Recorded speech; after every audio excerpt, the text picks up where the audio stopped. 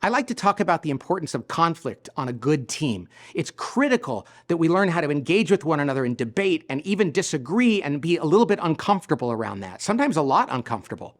And a good way that I like to describe to people how to understand conflict is using something I call the conflict continuum. It looks like this. Okay, if this is the range of conflict we can have in our organization, over here we have what I would call artificial harmony. This is where there's essentially no conflict, but it's not real. People are always being nice and agreeing with one another and smiling. They're afraid to have any conflict at all. This is by far the most common thing I see in organizations. On the other end is what I would call mean-spirited conflict, constantly at each other's throats. In other words, hell. Okay, most organizations are terribly afraid of this, and I get that, but the problem is they live over here. In fact, people always ask me, tell me some great stories about people being really harsh to each other during a meeting or at a team building event. And what I say is, I wish I had more stories because that would be interesting. What I see far more than anything else is people living here, where they're unwilling to have difficult conversations. Of course, that's not a good thing because it just kicks the can down the street and eventually dissolves a team because they're not making good decisions, they're not learning to respect one another and grow.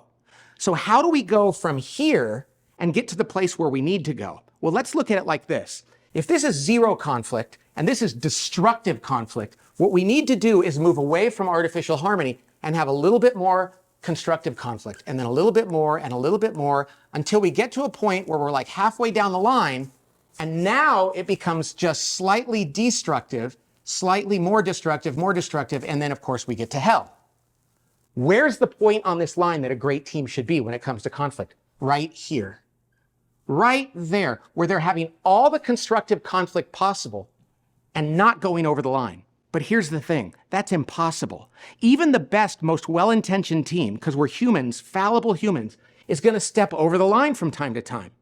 The problem is, that's not a terrible thing because it allows us to call it out and recover, to apologize and to mend fences and to get stronger. When we do that and we learn to be right here and to come back from the other side of the line, we actually become a better team. You know, God made us so that when we have a scar that develops after we get cut, the skin on that scar is stronger than the skin was before it was cut. When we heal, we get stronger. But if a team never steps over the line, it never gets to heal. So what I want to say to you is this: have the courage to have really good conflict and to recover when you go over the line. You're not going to be more likely to go there, but most importantly, you're going to get away from here, which feels safe, but it's not safe at all. I hope that helps you have more conflict on your teams in the best possible way.